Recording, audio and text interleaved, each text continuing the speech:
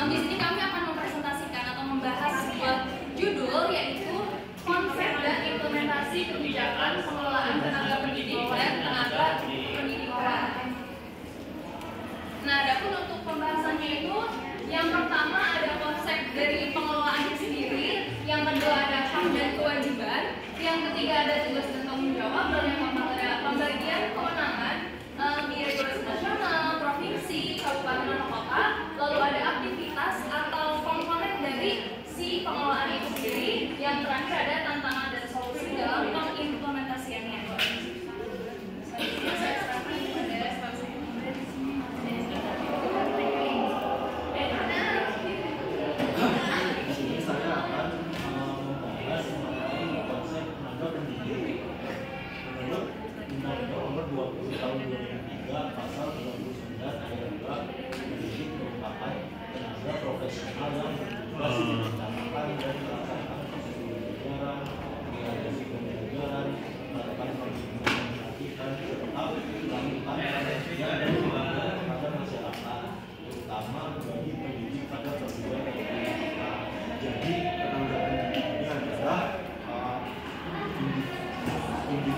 Yang secara profesional bertanggung jawab untuk merancang, melaksanakan, dan mengevaluasi proses pembelajaran.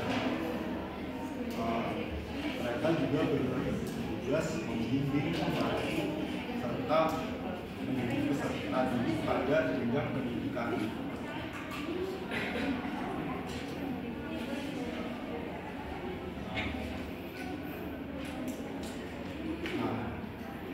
Contoh tenaga pendidik ini adalah guru, dosen, instruktur. Adapun peran dari tenaga pendidikan ini tenaga pendidik ini Alpi, suaranya coba gede lagi.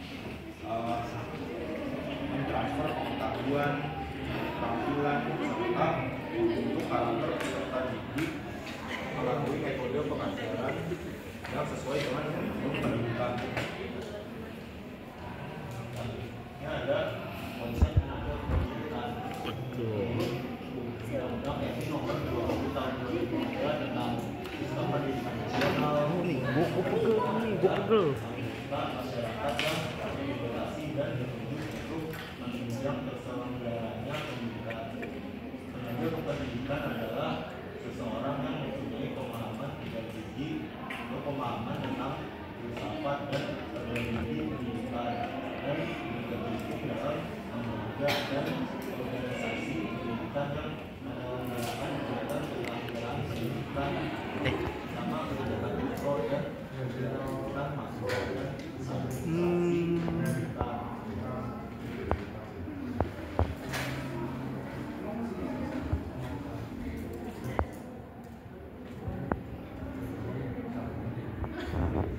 Jadi peran utama dari tenaga pendidikan ini adalah mendukung pengelolaan pendidikan melalui manajemen, administrasi, serta penyediaan sarana dan prasarana yang dibutuhkan dalam proses pembelajaran.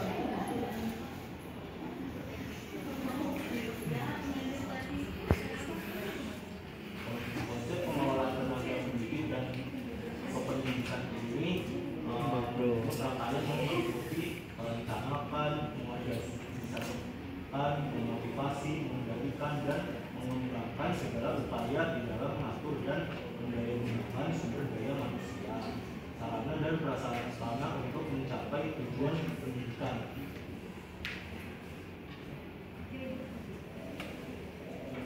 Baik teman-teman, yang selanjutnya ada hak dan kewajiban dari tenaga pendidikan dan pendidik.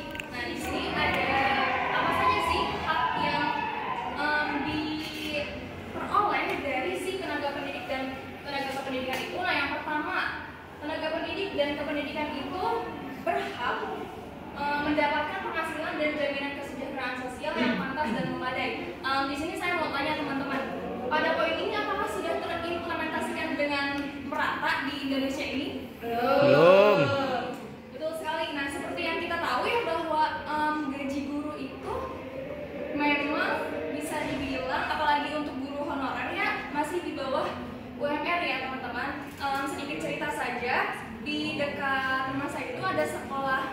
ada guru TK, mohon maaf, guru TK itu jadi gaji per bulannya itu hanya 350. Teman-teman coba dibayangkan saja 350.000 untuk satu bulan itu apakah cukup atau tidak? Tidak kan? Nah tapi dari peran dan tugas si tenaga pendidik itu bukan hanya memang tidak bisa kita pungkiri ya bahwa kita bekerja itu untuk mendapatkan gaji kan teman-teman, tapi tugas dari tenaga pendidik ini sangat mulia bahwa ingin memberikan ilmu kepada para peserta didik, lalu walaupun penghasilan yang didapat tapi sedikit, tetapi maksudnya itu berkah loh teman-teman, tapi merasa cukup gitu dengan gaji yang diperoleh. Lalu yang kedua ada penghargaan sesuai dengan tugas dan prestasi kerja. Nah jadi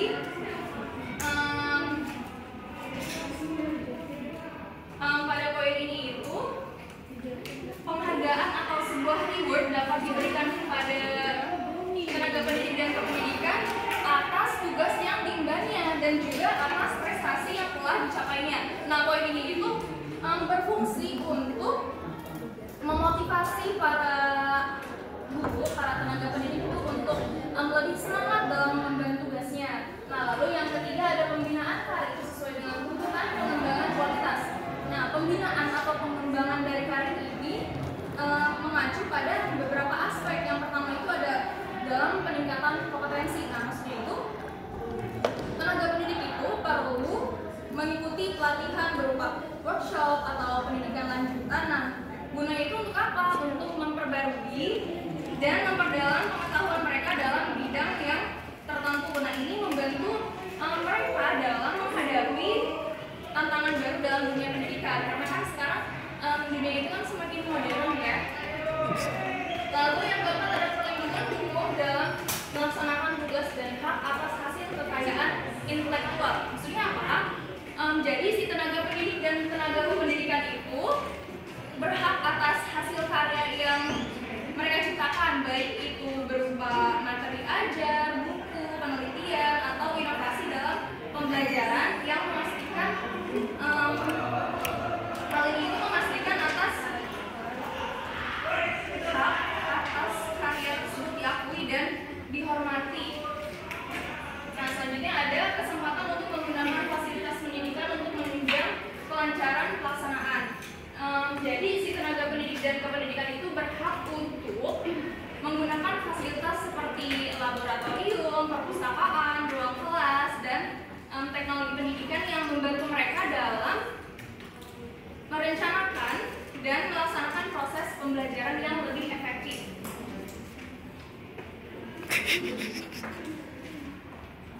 Selanjutnya ada kewajiban tenaga pendidik dan tenaga pendidikan. Nah, di sini kami rangkum, di sini kami pilih jadi 3 poin saja. Yaitu yang pertama ada kewajiban menciptakan suasana pendidikan yang bermakna, menyenangkan, kreatif, dinamis, dan logis. Nah, maksudnya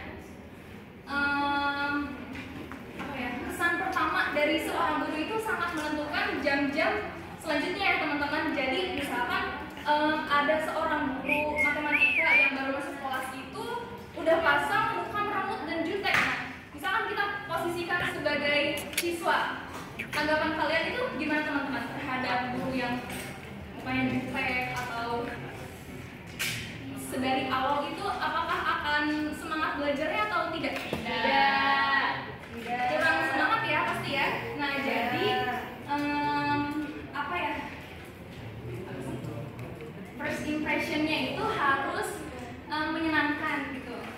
Lalu kreatif. Nah kreatif di sini itu maksudnya jadi kan sebelum kita melaksanakan proses pembelajaran kepada anak-anak itu, pastikan membuat rencana pembelajaran dulu ya, yaitu membuat RPP. Nah pastinya di semua kelas yang diajar itu tuh RPP-nya sama aja kan. Nah tapi dalam pengimplementasian di kelasnya itu kita harus sesuaikan teman-teman, harus sesuaikan dengan keadaan atau kondisi dari si kelasnya itu. Jadi yang menyesuaikan dengan keadaan kelas, tidak terpaku kepada RPP yang telah dibuat saja. Nah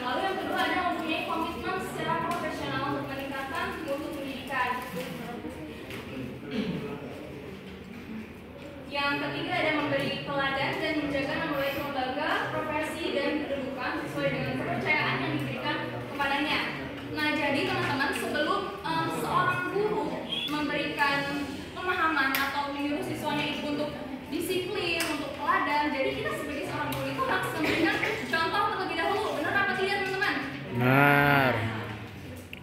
Jadi misalkan si seorang guru itu menyuruh si anak muridnya untuk selalu tepat waktu. Nah, sedangkan gurunya sendiri pada saat masuk kelas itu, pada saat mengajar, beliau telat. Nah, pasti ada saja siswa yang berbicara, ngapain kita harus masuk tepat waktu, ngapain kita harus disiplin, orang gurunya aja kayak gitu, pasti ada gitu kan.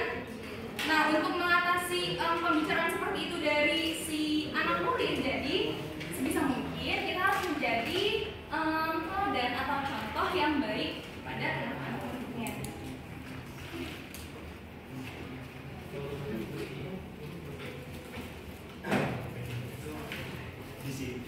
Di sini ada tugas dan tanggung jawab tenaga pendidik, yaitu pertama dari diantaranya mengawasi, mendukung, mendidik dan membimbing siswa dalam menjadi kualitas yang dapat pendidikan organisasi secara utuh.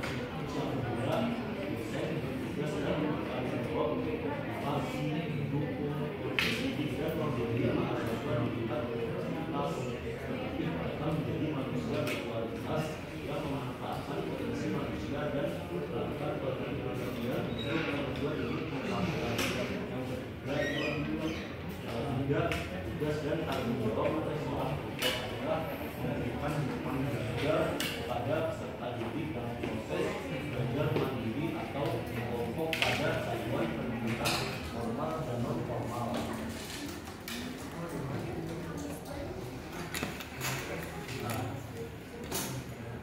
Di sini juga ada tugas dan tanggung jawab tenaga kependidikan berdasarkan pasal 2 yaitu pasal 140 dan RPT 2005.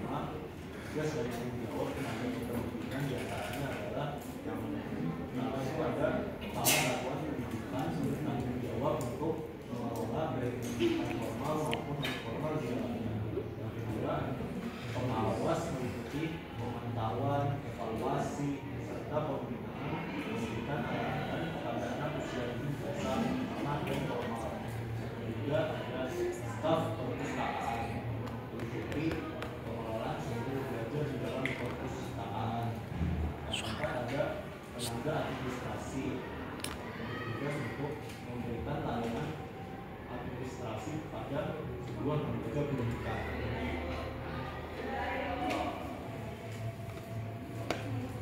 Nah, selanjutnya ada pembagian kewenangan dalam pengelolaan tenaga pendidik dan kependidikan. Nah, maksudnya ini apa? Maksudnya pembagian kewenangan itu merujuk pada cara distribusi dari tanggung jawab dan otoritas antara berbagai pihak dalam sistem pendidikan. Nah, bisa dilihat ya teman-teman, di sini ada di tingkatan pemerintahan pusat, pemerintahan provinsi, dan pemerintahan kabupaten atau kota. Nah, untuk urusannya itu yang pertama ada manajemen atau pengelolaan pendidikan. Nah, untuk pemerintahan pusat sendiri itu menetapkan standar nasional pendidikan, lalu pengelolaan pendidikan. Nah, selanjutnya bisa teman-teman lihat di sini. Lalu yang kedua ada dalam urusan kurikulum. Nah, pemerintahan pusat itu bertugas untuk menetapkan kurikulum nasional pendidikan menengah, pendidikan dasar, pendidikan anak usia dini, dan pendidikan non formal.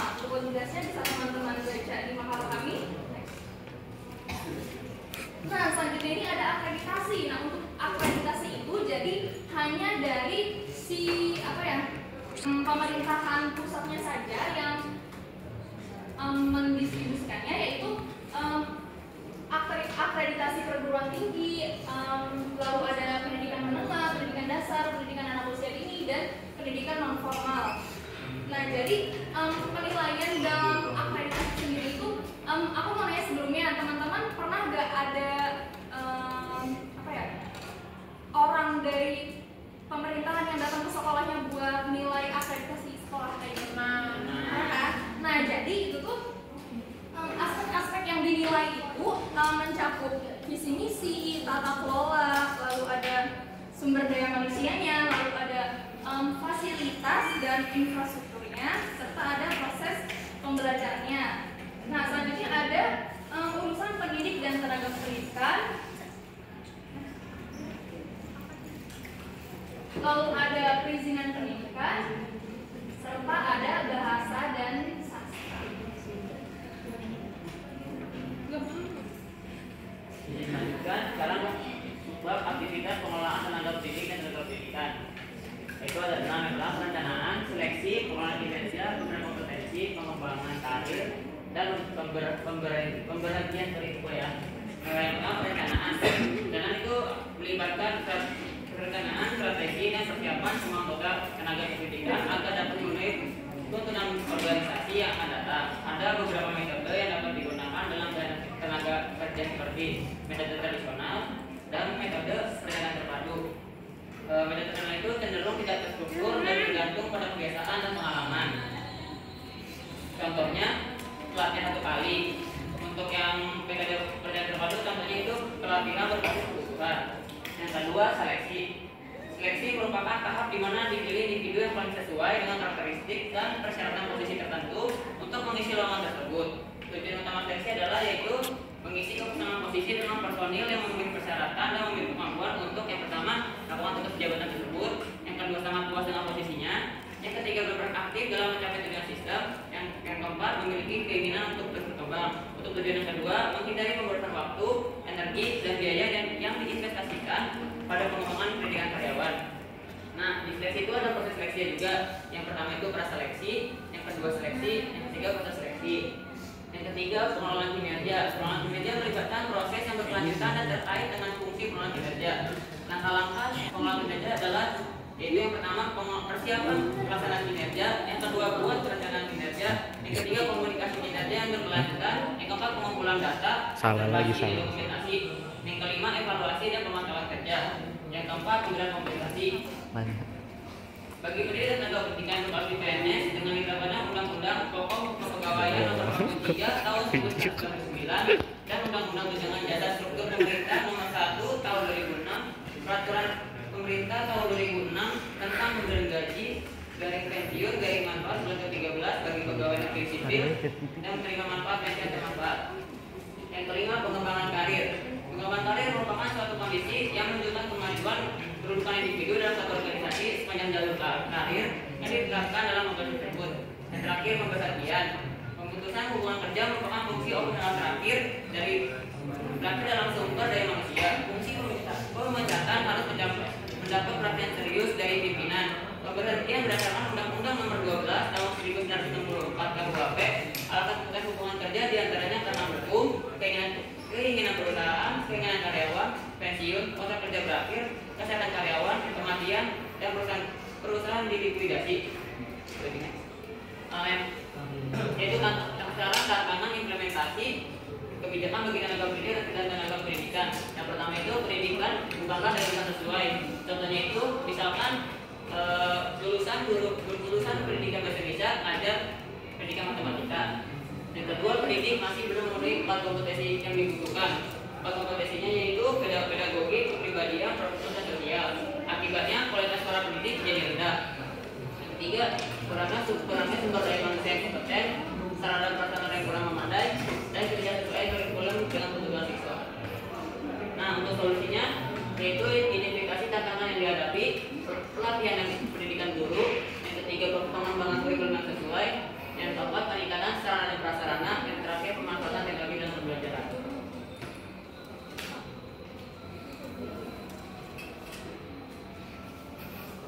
Sekian pembahasan dari kelompok kami. Nah, untuk selanjutnya itu ialah sesi tanya jawab bagi teman-teman yang ingin bertanya. Dipersilakan ya, dimulai dari kelompok 1. Silakan. Bentar.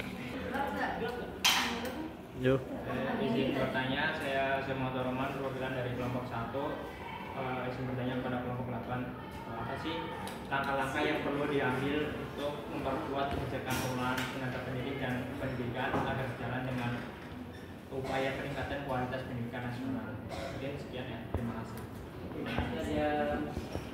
Untuk selanjutnya, sebelumnya perkenalkan diri, saya Taufik Jamil, perwakilan dari kelompok 2. Izin bertanya, bagaimana kebijakan pengelolaan tenaga pendidik dan kependidikan berkontribusi terhadap peningkatan atau penurunan mutu pendidikan secara keseluruhan? Terima kasih. untuk kelompok 3 dipersilakan. Yuk.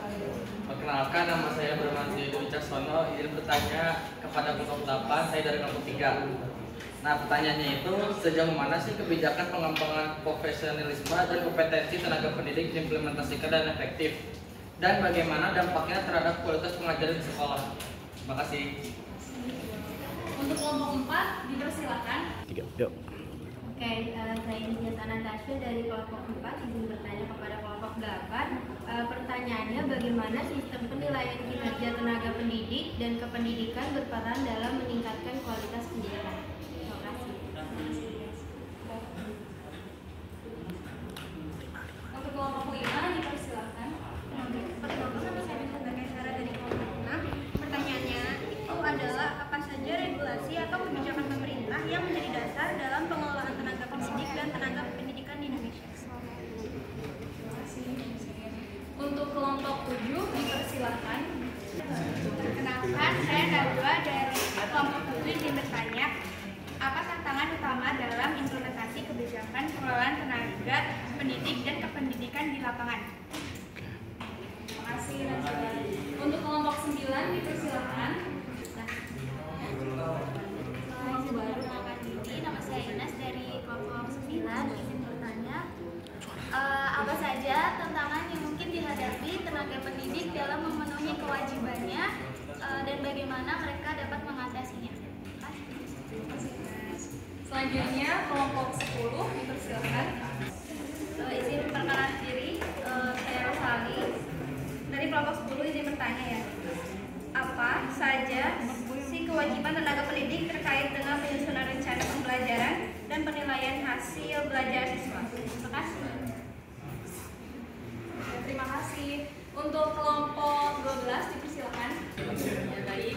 Sebelumnya perkenalkan, nama saya Gani Evan dari kelompok 11 izin bertanya. Pertanyaannya, apa peran penting pelatihan dan pendidikan berkelanjutan bagi tenaga pendidik dalam menghadapi tantangan kurikulum yang tidak sesuai dengan kebutuhan siswa? Terima kasih. Untuk kelompok 12 dipersilakan. Perkenalkan, nama saya Maulana Romarito, saya mewakili dari kelompok 12, ingin bertanya pada kelompok 8, yang dimana pada saat ini masih banyak daerah di Indonesia Timur seperti Papua, Maluku, dan NTT yang kekurangan guru atau tenaga pendidik. Sementara di daerah perkotaan seperti Karawang dan lain sebagainya terjadi kelebihan tenaga pendidik. Dalam konteks kebutuhan akan pemerataan guru di seluruh Indonesia, apakah pendekatan kebijakan pemerintah yang mengutamakan insentif finansial yang seperti telah disebutkan kelompok 8, seperti ada reward atau seperti sertifikat begitulah semacamnya untuk guru di daerah terpencil, apakah sudah tepat? Ataukah diperlukan pendekatan yang lebih holistik seperti pengembangan komunitas, pendidikan setempat yang berkelanjutan, yang dimana insentif finansial tidak cukup untuk memotivasi guru bertahan di daerah terpencil, apalagi dengan kualitas hidup, dukungan profesional dan psikososial tersebut. Terima kasih. Ya, terima kasih. Mau nanti pertanyaannya kalau dikirim ya Mau ya. Untuk kelompok 13 dipersilakan.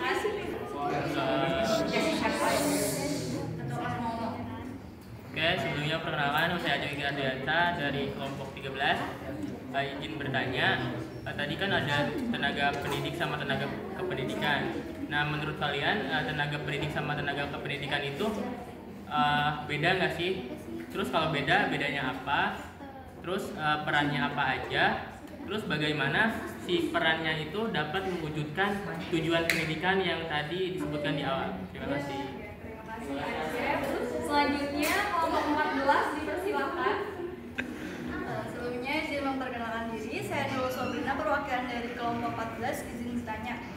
Kira-kira menurut kelompok 8 ada nggak sih mekanisme yang diterapkan untuk memastikan kesejahteraan tenaga pendidik dan tenaga pendidikan dalam kebijakan tersebut? Terima kasih dulu. Untuk kelompok 5 dipersilakan. Baik, izin bertanya dari kelompok 5. Tadi kan dijelaskan ya ada hak-hak tenaga pendidik. Salah satunya itu mendapatkan pelatihan.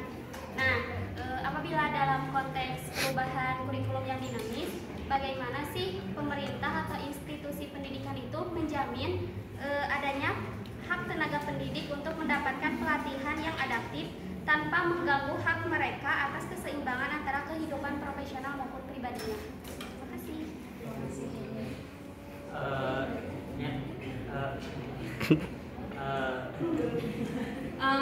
Untuk pertanyaannya, kami tampung terlebih dahulu. Izinkan kami untuk berdiskusi terlebih dahulu ya, teman-teman. Terima kasih.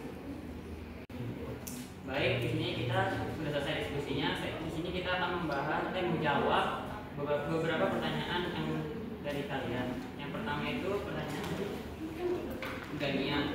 Apa peran penting pelatihan dan pendidikan berkelanjutan bagi tenaga pendidik dalam menghadapi tantangan kurikulum yang tidak sesuai dengan kebutuhan siswa? Yang pertama itu peningkatan kompetensi. Pelatihan membantu guru mengembangkan keterampilan dan pengetahuan baru yang relevan dengan perkembangan pendidikan dan kebutuhan siswa. Yang kedua, adaptasi kurikulum. Yang ketiga, inovasi metode pembelajaran. Yang keempat, kolaborasi dan jaringan. Yang kelima, evaluasi dan refleksi. Apakah terjawab? Untuk selanjutnya, saya akan menjawab pertanyaan dari Rosali dari kelompok 10 ya. Pertanyaannya itu, apa saja kewajiban tenaga pendidik terkait dengan penyusunan rencana pembelajaran dan penilaian hasil belajar siswa? Nah, tadi sedikitnya itu ada 3 yang telah saya sampaikan ya, 3 kewajiban. Nah, jawabannya itu jadi kewajibannya itu meliputi merumuskan tujuan pembelajaran, memilih metode pengajaran yang sesuai, dan menentukan media pembelajaran yang akan digunakan untuk dalam membantu proses pembelajarannya gitu. Nah, lalu sedangkan dalam penilaian hasil belajarnya itu, jadi si guru itu harus menyusun instrumen penilaian yang valid. Jadi apa ya maksudnya, dalam penilaian itu kita tidak boleh asal gitu dalam menilai ya, tidak boleh terlalu objektif juga terhadap, pokoknya dalam penilaian itu kita harus merata sama kepada semua peserta didiknya. Lalu melakukan evaluasi secara objektif dan memberikan feedback atau umpan balik yang konstruktif kepada siswa. Nah, keduanya ini bertujuan untuk mencapai hasil belajar yang diinginkan. Apakah sudah cukup? Terima kasih. Nah, untuk selanjutnya,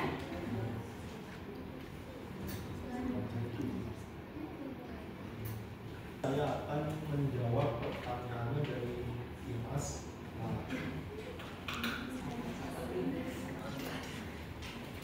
Apa saja tantangan yang penting dihadapi tenaga pendidik dalam memenuhi kewajiban mereka dan bagaimana mereka bisa mengatasinya? Tenaga pendidik menghadapi berbagai tantangan dalam memenuhi kewajiban mereka. Saya akan mengikut beberapa tantangan dan cara mengatasinya. Yang pertama itu kurikulum yang tidak relevan. Kurikulum seringkali tidak mencerminkan kebutuhan siswa. Solusinya adalah melakukan penyesuaian pembelajaran dan mengintegrasikan materi relevan dari sumber lain. Yang kedua itu ada keterbatasan sumber daya, akses terbatas terhadap tenaga dan teknologi. Solusinya adalah mencari sumber daya tambahan seperti daring dan kolaborasi dengan rekan sejawat. Yang ketiga itu ada beban kerja yang tinggi, banyaknya tugas administratif dan persiapan pembelajaran. Solusinya mengelola waktu dengan baik dan memprioritaskan tugas serta delegasi bila membutuhkan. Yang keempat itu beragam kemampuan siswa, perbedaan kemampuan dan kegiatan belajar siswa di dalam kelas. Solusinya dengan menerapkan pendekatan pembelajaran yang berbeda seperti pembelajaran berbasis proyek atau diferensiasi. Kurangnya dukungan profesional, punya kesempatan untuk pengembangan profesional. Solusinya yaitu mencari pelatihan sendiri, komunitas belajar atau workshop yang relevan yaitu tantangan emosional dan mental, stres akibat tekanan dari siswa, orang tua atau lingkungan kerja. Solusinya bergabung jaringan dukungan yang melakukan sejawat dan mempraktikkan teknik manajemen stres. nah untuk selanjutnya itu mengizinkan kami menyampaikan kesimpulan dari presentasi kami. Nah untuk kesimpulannya itu jadi pendidikan pendidikan, karena tanpa seorang pendidik itu sebuah proses belajar mengajar tidak akan dapat terlaksana. Walaupun pendidik dan tenaga pendidikan memiliki peran yang sangat penting, tapi dalam pengimplementasiannya masih banyak problematika yang terjadi pada pendidik dan tenaga pendidikan, apalagi di negara Indonesia ini. Nah, padahal pendidik dan tenaga pendidikan itu sudah banyak undang-undang yang mengaturnya. Hal ini bisa terjadi akibat dari pengelolaan di suatu sekolah yang kurang baik. Nah, pengelolaan yang kurang baik itu dapat mengakibatkan suatu masalah di dalam suatu organisasi atau lembaga pendidikan. Nah, jadi jika ingin sebuah organisasi atau lembaga pendidikan itu berjalan sesuai dengan semestinya dan dapat mencapai tujuannya secara efektif dan efisien, maka diperbaiki dulu pengelolaan yang ada pada organisasi atau lembaga pendidikan itu. Cukup sekian pemaparan materi atau presentasi dari kelompok 8. Kurang lebihnya mohon maaf. Wassalamualaikum